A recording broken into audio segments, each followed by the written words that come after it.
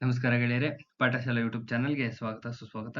ಈ ದಿನ ನಾವು ಪಂಚಾಯತ್ ಡೆವಲಪ್‌ಮೆಂಟ್ ಆಫೀಸರ್‌ಗೆ ಗ್ರಾಮೀಣಾಭಿವೃದ್ಧಿ ನಿಮ್ಮ ಗ್ರಾಮ ಪಂಚಾಯತ್ ಸಂಬಂಧಪಟ್ಟಂಗೆ ಟಾಪ್ 100 ಕ್ವೆಷನ್ಸ್ ನಿಮ್ಮ ಎಚ್.ಕೆ ರೀಜನ್ ಪೇಪರ್ ನೋಡಿದ್ರೆ ನಿಮ್ಗೆ ಅರ್ಥ ಆಗುತ್ತೆ. ಒಂದು 8 to 10 ಕ್ವೆಷನ್ಸ್ ಡೆಫಿನೆಟ್ ಆಗಿ ಬಂದೇ ಬರುತ್ತೆ. RDPR ಮೇಲೆ ಒಂದು 8ರಿಂದ 10 ಕ್ವೆಷನ್ ಡೆಫಿನೆಟ್ ಕ್ವೆಷನ್ಸ್ ಬಂದೇ ಬರ್ತವೆ. ಸೊ ಅದರಲ್ಲಿ ಫಸ್ಟ್ ಟಾಪಿಕ್ ಗ್ರಾಮ panchayat very very very important. ಯಾಕಂದ್ರೆ ವರ್ಕಿಂಗ್ ಪ್ಲೇಸ್ ಅದೇ ಆಗಿರೋದ್ರಿಂದ ಗ್ರಾಮ ಪಂಚಾಯತ್ ಇನ್ ಡೆಪ್ತ್ ಆಗಿ ತಿಳ್ಕೊಳ್ಳೋದು ತುಂಬಾ ಒಳ್ಳೇದು. 100 ಇಂಪಾರ್ಟೆಂಟ್ ಕ್ವೆಷನ್ಸ್ ಸಾಲ್ವ್ ಮಾಡಿದ್ರೆ ಸಾಕಾಗುತ್ತೆ. ಇಂಪಾರ್ಟೆಂಟ್ ಬಂದೇ ಬರ್ತವೆ ಅಂತಕ್ಕಂಥವು ಟಾಪ್ 100 ಎತ್ಕೊಂಡ್ರೆ ನೋಡೋಣ, ಇನ್ನೂ ಸಾಧ್ಯ ಆದರೆ ಕೊಡೋ ಪ್ರಯತ್ನ ಮಾಡ್ತೀವಿ. ಸೊ ಗ್ರಾಮ ಪಂಚಾಯತ್ ಅಂತೂ ವೆರಿ ವೆರಿ ಇಂಪಾರ್ಟೆಂಟು. ಯಾರೆಲ್ಲ ನಮ್ಮ ಚಾನಲ್ ಸಬ್ಸ್ಕ್ರೈಬ್ ಆಗಿಲ್ಲ ಸಬ್ಸ್ಕ್ರೈಬ್ ಆಗಿ, ವಿಡಿಯೋನ ಮ್ಯಾಕ್ಸಿಮಮ್ ಪೀಪಲ್ಗೆ ಶೇರ್ ಮಾಡಿ ಅಂತ ಹೇಳ್ತಾ ವಿಡಿಯೋನ ಪ್ರಾರಂಭಿಸೋಣ. ನೋಡ್ತಾ ಹೋಗೋಣ ಒಂದೊಂದೇ ಕ್ವೆಶನ್ಸ್ನ. ಪ್ರತಿ ಗ್ರಾಮ ಪಂಚಾಯತಿಯು ಕನಿಷ್ಠ ಪ್ರತಿ ತಿಂಗಳಿಗೊಮ್ಮೆ ಒಂದು ಸಾಮಾನ್ಯ ಸಭೆ ನಡೆಸಲೇಬೇಕು ಅಂತ ಇದೆ. ಈ ಸಭೆಗೆ ಎಷ್ಟು ದಿನಗಳ ಮುಂಚೆ ನೋಟಿಸ್ ಕೊಡ್ಬೇಕಪ್ಪ ಅಂದ್ರೆ 7 ದಿನ. 7 ದಿನಗಳ ಮುಂಚೆ ನೋಟಿಸ್ ಕೊಡಬೇಕು. ಸಾಮಾನ್ಯ ಸಭೆಗೆ ಎಷ್ಟು ದಿನಗಳೊಮ್ಮೆ ನೋಟಿಸ್ ಕೊಡಬೇಕು? 7 ದಿನಕ್ಕೆ ಮುಂಚೆ ನೋಟಿಸ್ ಕೊಡಬೇಕು. ಇನ್ನ ಗ್ರಾಮ ಪಂಚಾಯತ್ ಸಾಮಾನ್ಯ ಸಭೆಗೆ ಒಟ್ಟು ಸದಸ್ಯರ ಕೋರಂ ಎಷ್ಟಿರ್ಬೇಕಪ್ಪ ಅಂದ್ರೆ 50% ಇರಬೇಕು. ಇನ್ನ ಗ್ರಾಮ ಪಂಚಾಯತ್ ಸಾಮಾನ್ಯ ಸಭೆಗೆ ಹಾಜರಾತಿ ಸದಸ್ಯರಿಗೆ ಸಮುದಾಯ ಶುಲ್ಕ ಎಷ್ಟು ಕೊಡ್ಬೇಕು? ಉಪವೇಶನ ಶುಲ್ಕ ಅಂತ ಹೇಳಿ ಕರೀತಾರೆ. ಅಂದ್ರೆ ಅಪಿಯರ್ ಆಗ್ತಾರಲ್ಲ, ಅವ್ರ ಅಪಿಯರ್ ಆಗೋರಿಗೆ ಫೀಸ್ ಇರುತ್ತೆ. ಪ್ರತಿಯೊಬ್ಬರಿಗೆ ಪರ್ ಹೆಡ್ಗೆ ಪ್ರತಿ ಸಭೆಗೆ 100 ರೂಪೀಸ್ ಕೊಡಬೇಕು. ಇನ್ನು ಗ್ರಾಮ ಪಂಚಾಯತಿ ವಿಶೇಷ ಸಭೆಯನ್ನು ಒಟ್ಟು ಸದಸ್ಯರ 1/3 ಭಾಗಕ್ಕೆ ಕಡಿಮೆ ಇಲ್ದಂಗೆ ಸದಸ್ಯರ ಲಿಖಿತ ಕೋರಿಕೆ ಮೇಲೆ ಅರ್ಜಿನ ಸಲ್ಲಿಸ್ತಾರೆ. ಸೊ ಸಲ್ಲಿಸಿದಾಗ ಎಷ್ಟು ದಿನದೊಳಗಡೆ ಕರಿಬೇಕು ಅಪ್ಪ ಅಂದ್ರೆ ಕೋರಿಕೆ ತಲುಪದಿಂದ 15 ದಿನಗಳ ಒಳಗಡೆ ಕರಿಬೇಕು. 15 ದಿನದೊಳಗಡೆ ವಿಶೇಷ ಸಭೆನ ಕರಿಬೇಕಾಗುತ್ತೆ. ಇನ್ನು ವಿಶೇಷ ಸಭೆಯ ಕೋರಂ ಎಷ್ಟಿರ್ಬೇಕಪ್ಪ ಅಂದ್ರೆ ಟೋಟಲ್ ಎಷ್ಟು ಜನ ಇದ್ದಾರೆ ಅದ್ರಲ್ಲಿ 50%. ಇನ್ನು ಗ್ರಾಮ ಪಂಚಾಯತ್ ಪ್ರಕಾರಗಳ ಬಗ್ಗೆ ನೋಡ್ತಾ ಹೋಗೋದಾದ್ರೆ ಅನುಸೂಚಿ 1 ಏನ್ ಹೇಳುತ್ತೆ? ಅನುಸೂಚಿ 1ರಲ್ಲಿ ಏನಿದೆ? ಇಂಪಾರ್ಟೆಂಟ್ ಇದು. ಅನುಸೂಚಿ ಗ್ರಾಮ ಪಂಚಾಯತಿ ಅನುಸೂಚಿ 1ರಲ್ಲಿ ಏನಿದೆಯಪ್ಪ ಅಂದ್ರೆ ಗ್ರಾಮ ಪಂಚಾಯತಿ ಪ್ರಕಾರಗಳು ಪ್ರಕರಣ 58 ಸಂಪೂರ್ಣವಾಗಿ ಡಿಸ್ಕ್ರೈಬ್ ಮಾಡುತ್ತೆ. ಪ್ರಕರಣ 58 ಬಗ್ಗೆ ಅನುಸೂಚಿ 1 ಪ್ರಕರಣ 58 ಬಗ್ಗೆ ಸಂಪೂರ್ಣವಾಗಿ ತಿಳಿಸುತ್ತೆ. ಇನ್ನು ಗ್ರಾಮ ಪಂಚಾಯತಿ ಪ್ರಕಾರಗಳ ಬಗ್ಗೆ ಇಂಪಾರ್ಟೆಂಟ್ ಪ್ರಕಾರ ಯಾವ್ದಪ್ಪ ಅಂದ್ರೆ ಪ್ರತಿ ವರ್ಷ 10% ಮನೆಗಳು ಕಡಿಮೆ ಇಲ್ಲದಂತೆ ಶೌಚಾಲಯವನ್ನ ಕೊಡಲೇಬೇಕು. This is mandatory. ಪಕ್ಕ ಇದು ಪಕ್ಕ ಇದು ತುಂಬಾ ಮ್ಯಾಂಡೇಟರಿ, ಚೆಕ್ ಮಾಡ್ತಾರೆ. ಇನ್ನು ಗ್ರಾಮ ಪಂಚಾಯತಿ ಸ್ಥಾಯಿ ಸಮಿತಿಗಳು ಯಾವ ಪ್ರಕರಣದಲ್ಲಿ ಕಂಡು ಬರ್ತಾವಪ್ಪ ಅಂದ್ರೆ ಪ್ರಕರಣ 61.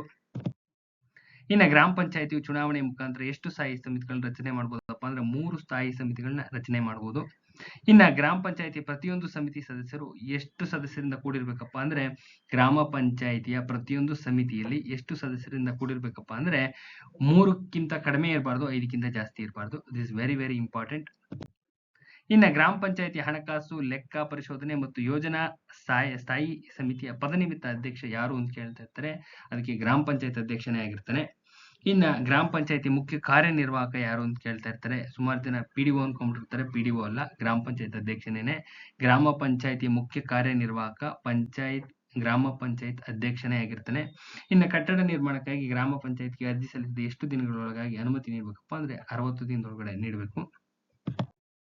ಇನ್ನು ಲೈಸೆನ್ಸ್ ಕೊಡಲು ರದ್ದತಿ ಗ್ರಾಮ ಪಂಚಾಯತಿ ನಿರಾಕರಿಸಿದ್ರೆ, ಲೈಸೆನ್ಸ್ ಕೊಡೋದಕ್ಕೆ ಗ್ರಾಮ ಪಂಚಾಯತಿ ಏನಾದ್ರು ನಿರಾಕರಿಸಿದ್ರೆ ಅಫೆಕ್ಟೆಡ್ ಪರ್ಸನ್ ಏನ್ ಮಾಡ್ಬೇಕಪ್ಪ ಅಂದ್ರೆ 30 ದಿನದೊಳಗಡೆ ಯಾರಿಗೆ ಅಪೀಲ್ ಹೋಗ್ಬೇಕಪ್ಪ ಅಂದ್ರೆ PDOಗೆ ಅಪೀಲ್ ಹೋದ್ರೆ ಅವರು ಕ್ಲಿಯರ್ ಮಾಡ್ಕೊಡ್ತಾರೆ.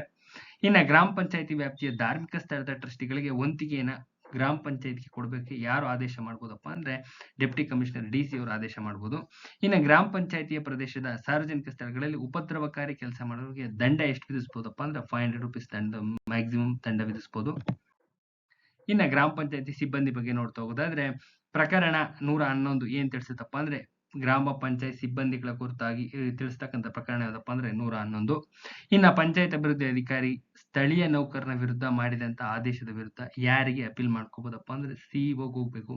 PDO ಏನಾದ್ರೂ ನೌಕರನ ವಿರುದ್ಧ ಮಾಡಿದಂತ ಏನಾದ್ರು ಒಂದು ಆದೇಶ, ಯಾರು ಎಂಪ್ಲಾಯ್ ವಿರುದ್ಧ ಯಾವ್ದಾದ್ರು ಒಂದು ಆದೇಶ, ಸಸ್ಪೆನ್ಷನ್, ಇನ್ನೊಂದು ಮತ್ತೊಂದು ಏನೇ ಶೋಕಾಸ್ ನೋಟಿಸ್ ಏನೇ ಒಂದು ಮಾಡಿದ್ರು PDO ಮಾಡಿದ್ರೆ ನಿಮ್ಮ ಮುಖ್ಯ ಕಾರ್ಯನಿರ್ವಾಹಕರು ಅಂದ್ರೆ CEO ಅಪೀಲ್ ಹೋಗ್ಬೇಕು.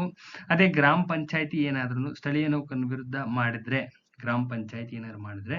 ಯಾರ ವಿರುದ್ಧ ಹೋಗ್ಬೇಕಪ್ಪ ಅಂದ್ರೆ ಅಸಿಸ್ಟೆಂಟ್ ಕಮಿಷನರ್ ಅವ್ರ ಹತ್ರ ಹೋದ್ರೆ ಅಲ್ಲಿ ಅದು ಅಪಿಲೇಟ್ ಅದೇನೇನೆ ಅವ್ರು ಏನೋ ಒಂದು ಡಿಸಿಷನ್ ಕೊಡ್ತಾರೆ.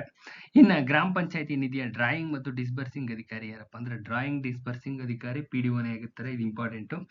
ಚೆಕ್ ಸೈನಿಂಗ್ ಅಥಾರಿಟಿ ಈಗ ಇಬ್ಬರಿಗೂ ಇದೆ, but full complete authority drawing disbursing ಅಂತ ವರ್ಡಿಂಗ್ ಬಂತು ಅಂದ್ರೆ ಪಿಡಿಒನೇ.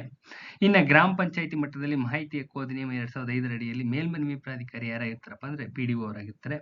ಸೊ ಇಲ್ಲಿಗೆ ಸುಮಾರು ಕ್ವಶನ್ಸ್ ಒಂದು 20 ಕ್ವಶನ್ಸ್ ಇದಾವೆ ಅನ್ಕೊಂತೀನಿ, ಅಪ್ರಾಕ್ಸಿಮೇಟ್ ಇಂಪಾರ್ಟೆಂಟ್ ಕ್ವಶನ್ಸ್ ಗ್ರಾಮ ಪಂಚಾಯತ್ ಸಂಬಂಧಪಟ್ಟಂಗೆ ಇನ್ನೂ ಇದಾವೆ, ಕೊಡ್ತಾ ಹೋಗ್ತೀವಿ. ಯಾರೆಲ್ಲ ನಮ್ಮ ಚಾನಲ್ಗೆ ಇನ್ನೂ ಸಬ್ಸ್ಕ್ರೈಬ್ ಆಗಿಲ್ಲ ಇಮಿಡಿಯೇಟ್ಲಿ ಸಬ್ಸ್ಕ್ರೈಬ್ ಆಗಿ ವಿಡಿಯೋನ ಮ್ಯಾಕ್ಸಿಮಮ್ ಪೀಪಲ್ಗೆ ಶೇರ್ ಮಾಡಿ ಅಂತ ಹೇಳ್ತಾ ಈ ವಿಡಿಯೋನ ಎಂಡ್ ಮಾಡ್ತಾ ಇದ್ದೀನಿ. ದಯವಿಟ್ಟು ವಿಡಿಯೋನ ಶೇರ್ ಮಾಡಿ, ಸಬ್ಸ್ಕ್ರೈಬ್ ಆಗಿ, ಸಬ್ಸ್ಕ್ರಿಪ್ಷನ್ ಫ್ರೀ ಇದೆ ಅಂತ ಹೇಳ್ತಾ ನಾಳೆ ಇನ್ನೊಂದು ವಿಡಿಯೋ ಜೊತೆ ಬರ್ತೀನಿ. ನಮಸ್ಕಾರ.